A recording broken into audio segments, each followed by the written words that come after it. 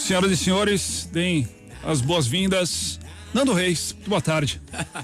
Boa tarde, ouvintes da Kiss. Boa tarde, Branco. Prazer estar mais uma vez aqui falando com vocês nesse programa genial. Ô Nando, muito Fala, prazer estar aqui com você mais uma vez. A gente já conversou várias vezes sobre vários assuntos, não é? Claro. E aí, cada vez a gente tem uma pauta diferente. E eu tenho, como eu já te falei aqui, você chegou agora, eu já te mostrei o papel que eu fiz aqui à mão. É uma coisa que eu nunca tinha feito, porque eu nunca gostei de trabalhar com pauta. Perfeito. Mesmo quando tem essas pautas aqui do programa, eu não leio do jeito que tá escrito. Eu improviso em cima, mesmo que às vezes fique meio gaguejado, meio falado, mas eu prefiro assim, eu acho mais natural. É você que tá fazendo, não um papel, né? Também tem muita gente que gosta de ler a pauta. Eu não gosto. E quando eu faço entrevistas, que eu prefiro chamar de bate-papo, por isso que eu te falei, vamos bater um papo, porque eu tenho 1 milhão de perguntas aqui de assuntos. Eu prefiro ir falando, assim, então eu nunca fiz pauta.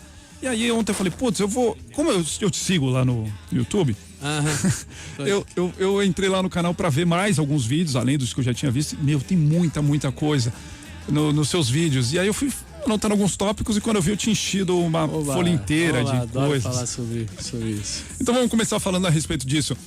Diga. Você agora é youtuber. Agora, não de já tem um tempo, mas assim, agora definitivamente. Parece que esse é o nome que se dá a uma pessoa que sobe vídeos no YouTube. Como eu faço, eu tenho um canal próprio e todas as quartas-feiras eu subo um vídeo que é produzido pela Carol Siqueira, o JP e eu, né? Nosso trio. E sim, cara, e eu tô me divertindo, porque primeiro, era uma coisa que há 3 anos atrás eu não tinha ideia do que era, confesso a vocês. Mais do que a ideia do que era ter um canal, ter um canal, o que era ser um canal do YouTube era ter o meu próprio, como o que dizer, sabe, a linguagem, e foi um processo de alguma maneira quando eu comecei a fazer, porque como você não tem papel, eu também não tenho um script, não é uma coisa, como é sobre o meu trabalho, evidentemente eu tenho noção e conhecimento do que fazer. Claro. Mas, óbvio, a linguagem, a edição, as próprias pautas é uma coisa já elaborada, porque toda semana é um trampo. Com certeza. Eu queria comentar isso. Percebe-se claramente que você está se divertindo fazendo isso. No começo estava talvez mais preso, como qualquer trabalho, né? Você estava falando mais das músicas e tal. E agora você está falando, tem um vídeo contando 50 fatos sobre você, falando da sua vida.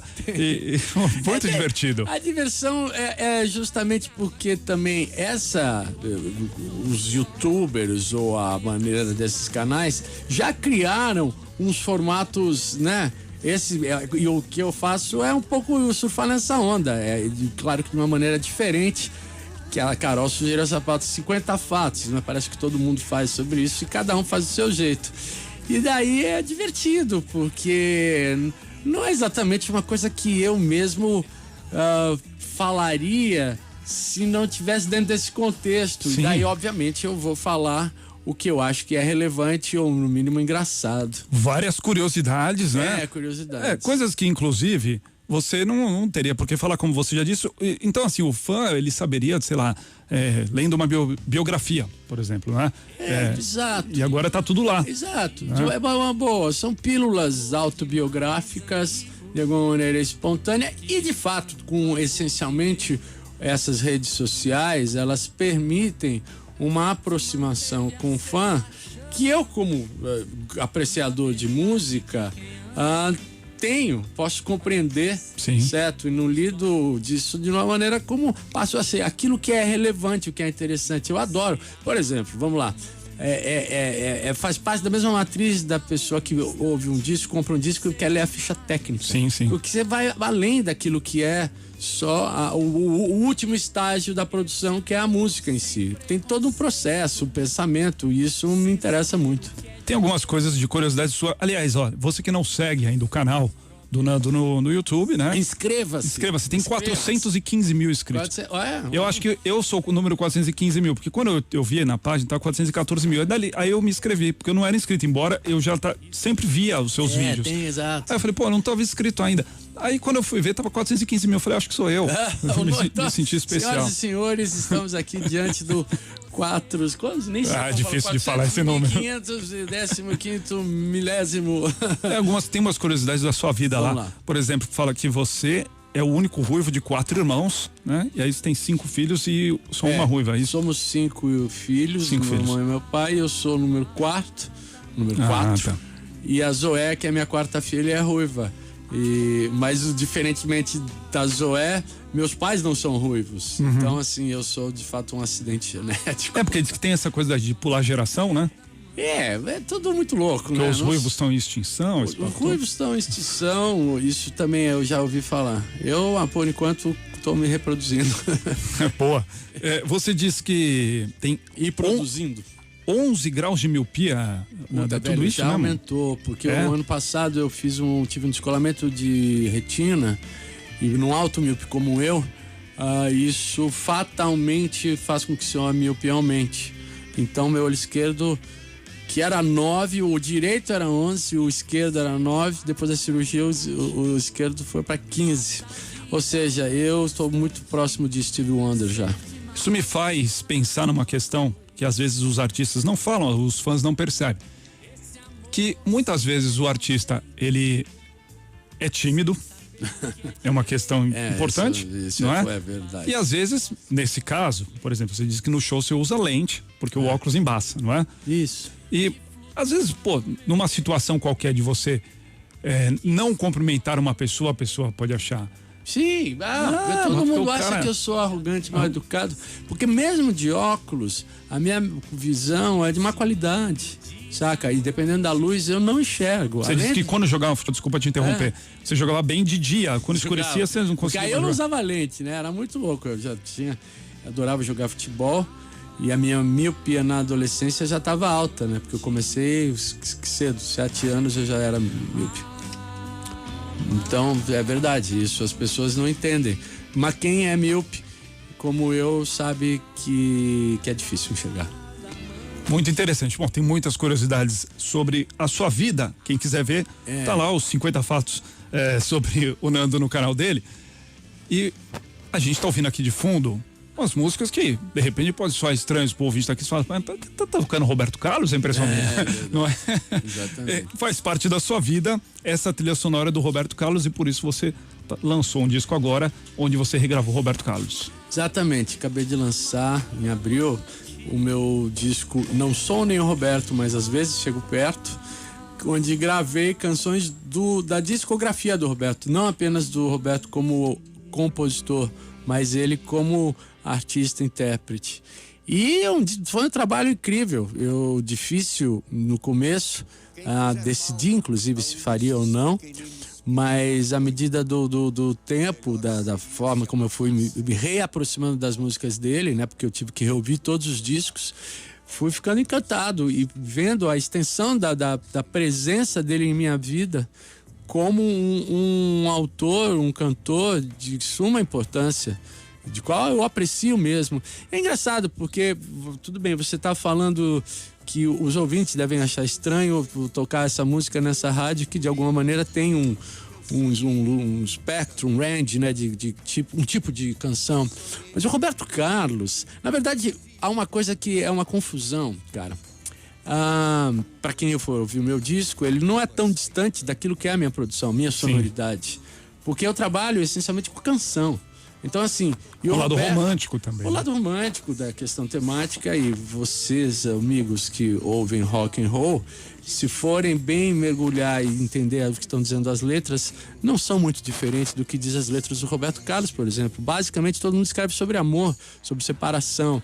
Então, é uma questão muito relativa. E as grandes canções, para mim, estão associadas a grandes melodias. E daí os arranjos são da opção de sonoridade de cada artista. E, no fato, esse disco ele é uma expansão no sentido da diversificação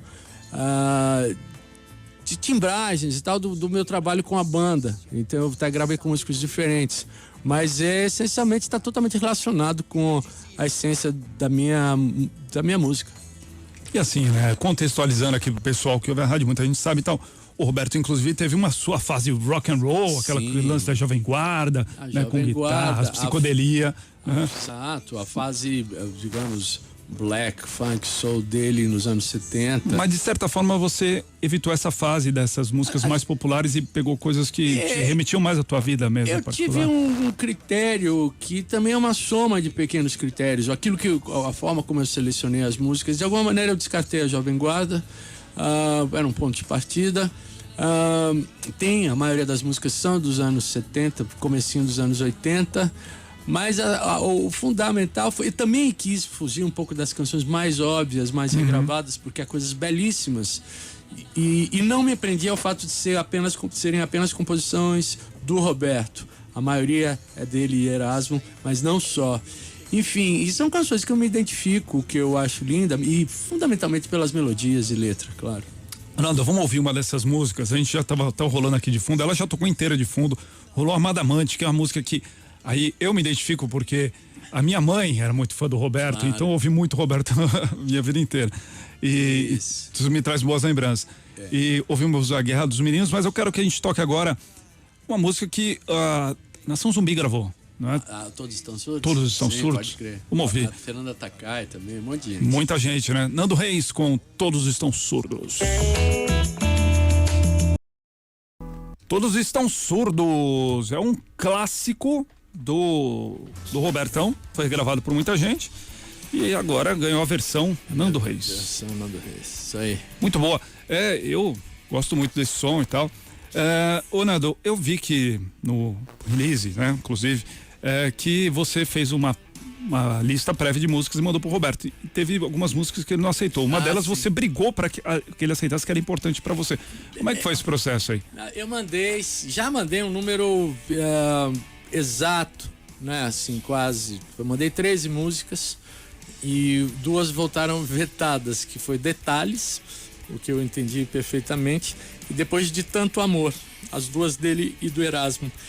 E De Tanto Amor era uma música preciosa, assim, na verdade Detalhes também eram, escolha de um repertório de um disco tem um certo equilíbrio, que é uma coisa meio subjetiva, mas que na minha cabeça fazia sentido, e sem as 2 o disco ficaria manco. Então eu entendi, o Detalhes não ia insistir, porque é tipo um patrimônio, né, nacional. Mas De Tanto Amor eu pedi pra ele reconsiderar. Apelei, falei que era a música da minha vida e tudo mais. Mas você, como foi isso? Você mandou... Não, assim, a primeira parte das conversações foram intermediadas pelo Dodge, que é o empresário dele. Porque havia uma série de coisas e tal, e o Roberto é uma pessoa, enfim, que tem lá o seu método. E ele vinha me reportando a posição do Roberto, etc., e eu, de fato, daí pedi, olha, diga a ele que essa música é fundamental. E ele falou, mas o Roberto falou, mas por que o Nando vai gravar essa música? Diga a ele que essa música é muito triste. E daí eu falei, mas é muito linda. Enfim, quando o encontrei depois, uma vez ele me ligou, né, nos falamos pelo telefone, e depois, quando eu fui a um show dele, daí sim, depois do show no camarim, tivemos uma conversa mais longa. E de fato ele repetiu, falou, não entendo como você quis gravar essa música, ela é muito triste, daquele jeito dele. Mas tem algum sentido.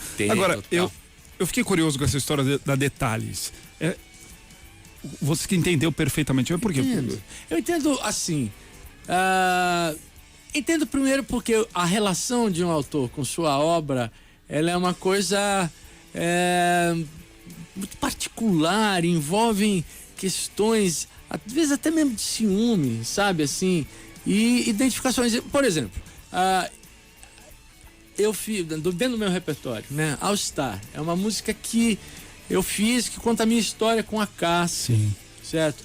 Eu adoro que as pessoas gravem minhas músicas e fico muito feliz que muita gente, a quantidade de vídeos que eu recebo, de artistas desses magníficos que tocam em bar, fazendo, gente que é amadora, que manda, eu acho lindo, é assim.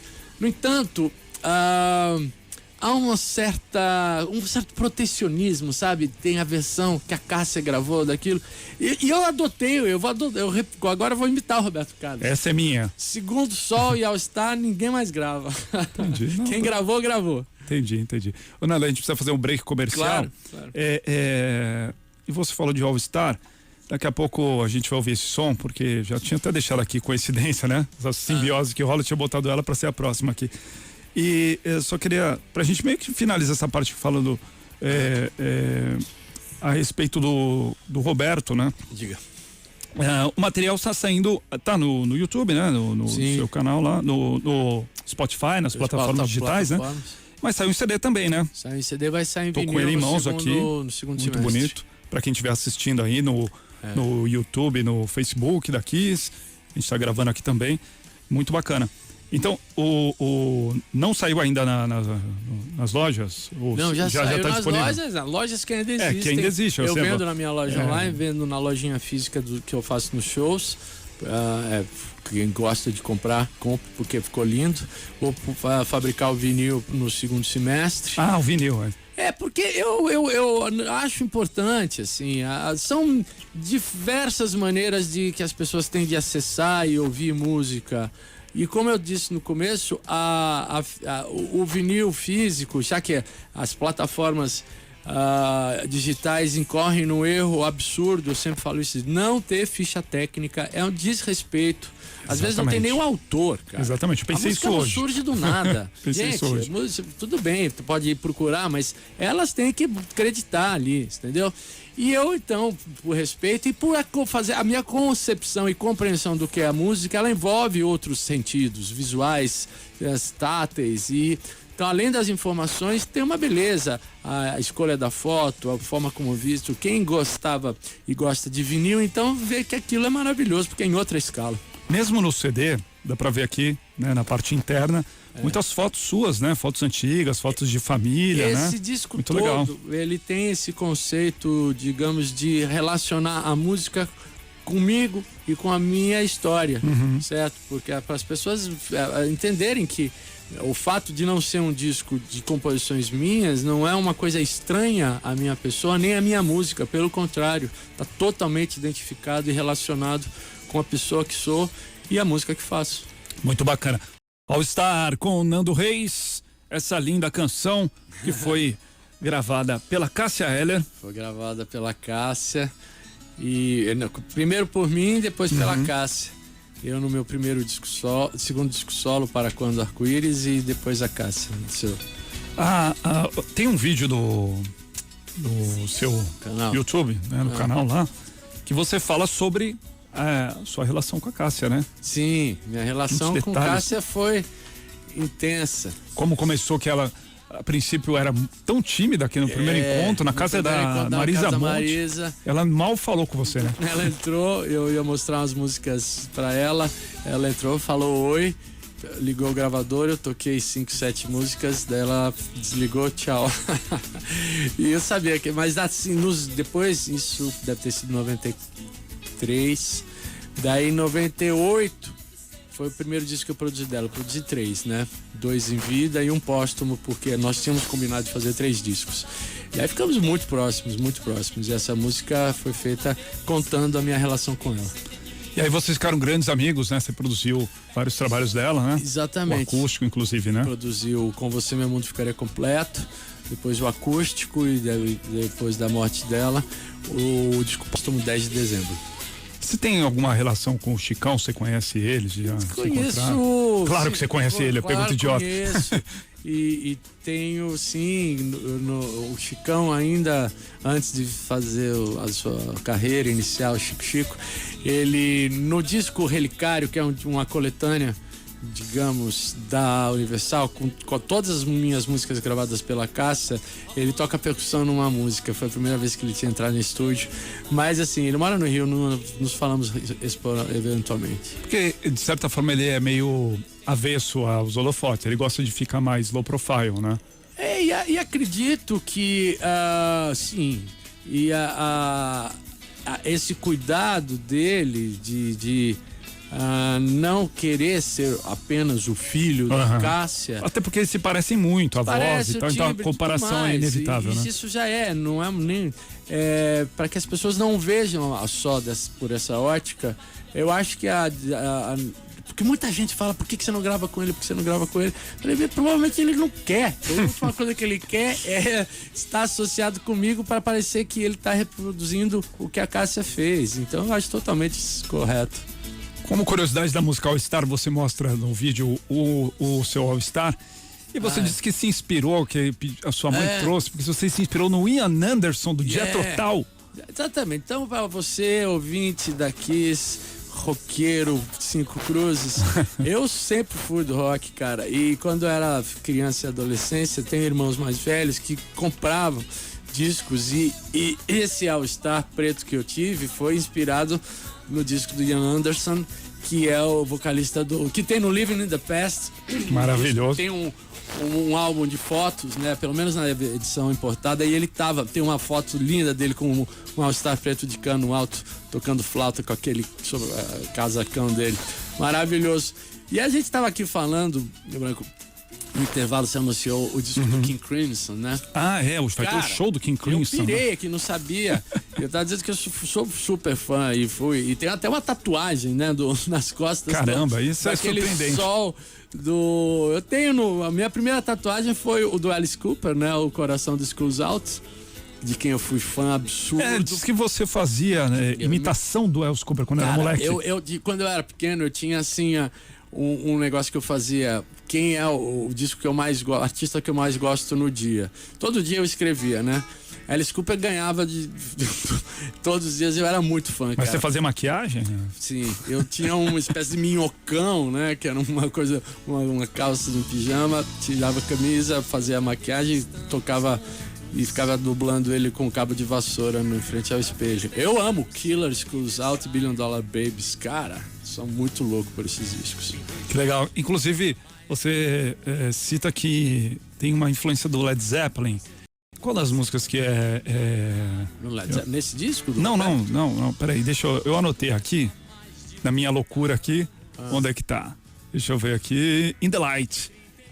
Sim, Led Zeppelin é a minha banda preferida, sou absolutamente fã. E do Sebastião também, né? Do Sebastião. Sebastião é pirado, absurdo, colecionador, tem sei lá quantos bootlegs e tal. Sim, a frase do Relicário, de alguma maneira, ela vem da frase do começo do In The Lights, né, do Physical Graffiti. Ela eu tenho muitas relações com, digamos, de semelhança, parece bobo até, no meu trabalho, sabe, assim, o Led Zeppelin 3 é o disco da minha vida, e o Barrett Martin, que tocou, eu produzi e gravou vários discos meus, é o puta batera, né, já tocou com o Jimmy Page, inclusive, ele mora em Seattle, né, é de Seattle, enfim, é o batera mais absurdo, animal que eu já vi tocando as coisas do John Bonham, só ele fazer aquilo, ele é impressionante. Muito legal, né? E outra referência que eu percebo muito no seu trabalho, eu lembro que da primeira vez que a gente conversou, eu falei sobre isso e você até pareceu surpreso e falou assim, você acha mesmo que nem sempre as pessoas comentam? E no vídeo da Cássia você está inclusive com a camiseta e você cita ele e tal, que é o Neil Young, não é? Sim, também. Bem evidente para quem conhece. Eu comecei, cara, o Neil Young surgiu tarde na minha vida. Ele é um artista, né, que começou o primeiro disco dele, com o Buffalo Springfield, 60 e sei lá quando. 67, talvez o primeiro. Enfim, eu vim me aficionar pelo Neil Young a partir de 95, no disco Sleep with Angels. Eu estava gravando o meu primeiro disco solo, e eu tive uma crise absurda de eu não conseguia cantar, cara. Era o primeiro disco que eu cantaria a música inteira, e eu tava arrasado. Falei, que merda que eu sou. Daí eu cheguei e eu era da Warner na época, e o Neil Young é da Reprise, né, da Warner Internacional. Então eu recebi, e eu cheguei no hotel e tinha ganho o disco, desse disco eu fiquei ouvindo, e o Neil Young tem aquela voz absurda, né? É maravilhosa, por outro lado é uma voz única. Sim. Daí eu ouvi e falei, cara, é por aí, saca? Eu tenho uma voz estranha também, e esse cara tem uma voz estranha linda. E daí também, obviamente, comecei a pirar nos discos dele e tem acho foda o jeito que ele toca violão. De alguma maneira, ele é uma influência, vamos dizer assim, quando comecei a tocar violão de aço, que foi no ano de 98, porque até então eu tocava nylon, daí eu tirei muita coisa do Neil Young. Então, no caso assim, você, nos seus vídeos, você cita algumas referências de músicas que te inspiraram, né? De certa forma e tal. Sim. E você fala disso sem problema, de dizer que, claro, eu tava ouvindo uma música internacional, gringa, enfim, e tive essa inspiração, fiz uma música que tem alguma citação ou não. Na Relicário, por exemplo, desde que eu ouvi a primeira vez, falei, pô, isso me lembra alguma coisa.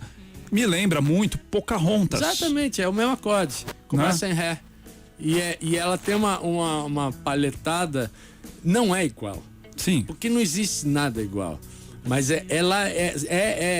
inclusive, o verso é uma índia. Exatamente, foi aí que eu fiz a citação. Mas é isso mesmo, Que legal. Não há nada, é legítimo, é procedente a sua associação, eu falo sobre isso. Assim, da mesma maneira que digo que na frase do Relicário tem a relação com a frase do In the Light do Led Zeppelin. Ou seja, as músicas são feitas assim, a história da música é feita disso, gente. Aliás, então vamos voltar um pouquinho, já que a gente está falando disso. A gente não citou os Titãs até agora aqui nessa entrevista. Opa. Muita gente até hoje não sabe que a Marvin é uma versão de uma música americana. Exatamente, né? Uma versão da música Patches. E uma versão muito boa, no sentido de que ela é fiel à letra original. A única mudança é que lá o personagem que é chamado de Patches, a gente botou o nome de Marvin. E justamente homenageando Marvin Gaye, que tinha morrido naquele ano, assassinado pelo pai, de quem eu e Brita éramos completamente fãs. E é uma versão, sim, uma versão. Uma versão muito legal. Mas mesmo. que eu conheci num disco de uma regravação de um artista jamaicano, King Sounds and the Israelites. Porque eu tinha esse disco, eu sou fã de reggae, né? Adoro. Então, daí que eu conheci essa música, não sabia da versão da música original, e fizemos tanto que a nossa versão é em reggae. Verdade, eu fui procurar, na época que eu descobri, entre aspas, isso, e tem centenas de versões dessas músicas de todos os estilos. E é uma música, se você olhar, ela é uma música super amarrada melodicamente, mas com encadeamentos, progressões harmônicas de dezenas de outras músicas. É uma espécie de estrutura. Então, só para voltar àquela questão do Neil Young, do Led Zeppelin, a música pop, o rock, ele é um tecido que vai se desdobrando em coisas. Beatles, pelo amor de Deus. Veja a origem de todas essas bandas, Rolling Stones, tudo mais. Ô Nando, você falou da voz do Neil Young e me lembrou uma coisa que você citou no vídeo da Cássia, que ela deu um título pra você. Melhor cantor desafinado do mundo. Eu lembro que quando ela falou isso, eu fiquei desconcertado. Falei, só vocês pra falar isso de mim. Mas eu achei. E é real. O meu disco 2 de janeiro é muito desafinado. Mas eu achei isso genial porque o Bob Dylan é um cara que ele canta desafinado, sempre cantou, e é um maior gênio, um dos maiores gênios da música, não é? E uma vez o Raul Seixas falou isso, né? Ele falou, pô, se o Bob Dylan pode cantar daquele jeito, também posso, não é? Eu também tenho essa... Cantar bem, há inúmeras formas de você entender isso. Para mim, fundamentalmente, é você dar o recado. Claro. E isso tem muito mais a ver com você saber o que você está dizendo e ter a interpretação correta para isso. E, obviamente, ninguém quer ser desafinado, mas a questão do rigor técnico, por si só, ela pode ser inócua. Então, não é exatamente um valor absoluto. É uma coisa que se tem, mas isso é pessoal. É assim que funciona para mim. Olha só, o Nando vai tocar em São Paulo na semana que vem. Isso. Né? Eu anotei aqui para não esquecer. Nos dias 14 e 15, o Credit Card Hall em São Paulo. Antes da gente terminar, eu quero ouvir mais um som aqui com o Nando, já que a gente tá falando da Cássia. Vamos ouvir uma canção que a gente citou muito aqui, Relicário. Ah, maravilhoso. Nando Reis, Cássia Eller. Relicário, lindíssima aí a canção do Nando com a Cássia no acústico, né, Nando? Exato, o acústico que eu produzi dela. A Cássia era um fenômeno, né? Ela no palco era espetacular. Cássia era um fenômeno. Eu tava vendo aqui um detalhe que você comenta sobre a gravação do acústico, que vocês gravaram a música do Riachão, né? Que é uma música, pô, eu acho demais aquela interpretação, mas você disse que ela errou. Ficou nervosa, errou várias vezes, né? Mas várias vezes. Eu acho que a gente teve que fazer 11 takes. E ela chegou, e eu que era o produtor, ela chegou e falou: não vou gravar, porque a Cássia não usava TP, né? Que as pessoas hoje, em geral, o TP é o teleprompter onde fica a letra escrita. E daí eu entrei e falei: meu, claro que você vai, calma, relaxa. E foi até engraçado, mas eu entendo, a letra é complicada ali. E ficou maravilhosa. Maravilhosa. Enfim, né? Ficou muito bom, eu gosto de cantar, inclusive acompanhando. Ô Nando, e a respeito ainda disso, só pra gente finalizar essa parte, vocês, embora tivessem essa relação de irmãos, em alguns momentos, naturalmente, vocês também tinham suas divergências ali, né? Você como produtor dela, você chega a falar que teve uma situação que você chegou a ligar pra ela e falar: meu, olha, se você não tá curtindo... Não, peraí, sim, isso aconteceu. Havia pouquíssimas divergências. A Cássia foi artista... Eu produzi poucos discos na vida, mas eu, por outro lado, gravei com inúmeras pessoas. Com quem o melhor me dava, a gente não precisava nem falar, a gente se olhava e sabia o que queria. No entanto, no primeiro dia, primeiro ensaio para o primeiro disco, a gente tinha feito uma banda e não funcionou no ensaio. E a Cássia estava muito tensa, porque ela era, enfim, insegura de alguma maneira, e a gente não tinha trabalhado junto. Ela saiu do ensaio falando que não sei o que, bando de paraquedista. E como eu tinha, de alguma maneira, feito aquela junção de músicos, fui na casa dela no dia seguinte e falei: Cássia, o disco é seu, bicho, o artista é sua. Se você não quiser, a gente muda tudo, inclusive o meu lugar, sabe? Se você não estiver se sentindo segura, você tem que fazer o que você quer. Daí ela: não, de jeito nenhum, não sei o que. Mas esse foi o único... E claro, houve outras coisas de divergência, assim, será que isso fica bom? Uma delas foi a música Palavras. Ela não gostava da música, mas houve uma questão ali de gravador, etc, etc. E eu falei: não, eu acho que esse é o arranjo melhor. Depois ela concordou, mas foram pouquíssimos momentos de desentendimento. Muito bacana. Mais uma curiosidade, Nando, já que a gente estava falando sobre rock, sua relação com a história do rock, né? Você fez parte dos Titãs durante tanto tempo, uma banda tão importante no rock brasileiro e com discos pesados, inclusive, né? Pesados. E aí, isso eu não sabia. Você tocou no primeiro disco dos Raimundos. Toquei. Eu toco o violão na abertura do disco, no Puteiro em João Pessoa. E no Selim, violão. Sou eu. Selim. Veja bem, você que está ouvindo aqui isso aí, né? Você não sabia essa. Meu amigo, você que acha que eu sou sei lá o quê, tiozinho do violão, não é só isso, violão, né? Não, inclusive vai assistir o show que você vai ver o show que é na minha banda, dia 14 e 15 no Credit Card Hall. Aliás, 15 já não tem mais ingresso, então dia 14. Olha, que legal, já. Sold out. Que bom. Muito bom mesmo. Nando Reis, enorme prazer estar aqui com você, batendo esse papo. Se deixar, a gente vai ficar aqui a tarde inteira. Isso. Mas você tem seus compromissos, o programa precisa continuar. Gente, Branco, muito obrigado a toda a Rádio Kiss. De novo, agradeço demais o prestígio e a oportunidade de estar aqui para falar com vocês, ouvintes, a quem também agradeço. Grande abraço, gente. Ô Nando, só mais uma coisa. Diga. Depois desse disco do Roberto, vem mais um disco de músicas inéditas? Você está pensando nisso aí? Não sei, já ou não? Provavelmente. Está compondo alguma coisa? Acabei de lançar o disco, acabei de começar a turnê, mas assim, as coisas funcionam dessa maneira. Quando você termina um disco, abre-se um espaço em branco onde começa a surgir o outro, mesmo sem saber o que ele será. Mas é provável que será um disco de inéditas. Sensacional. Então...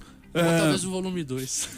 Pode ser também, porque não. Aí pro deleite dos ouvintes da Kiss. Olha, se eu posso dar uma sugestão aqui como fã, umas musiquinhas ali da fase da Jovem Guarda, seria legal, né? Seria. Nossa, eu pirei, já tem muitas outras coisas que eu queria gravar. Legal, tá bom, meu velho. Então, semana que vem, 14 e 15 no Credit Card Hall, tem Nando Reis. Dia 15 já está esgotado, tem ingressos ainda disponíveis pro dia 14 no Credit Card Hall. Nando Reis, em São Paulo. Muito obrigado, Nando. Obrigado você, Bruno. Muito prazer. Voltamos já.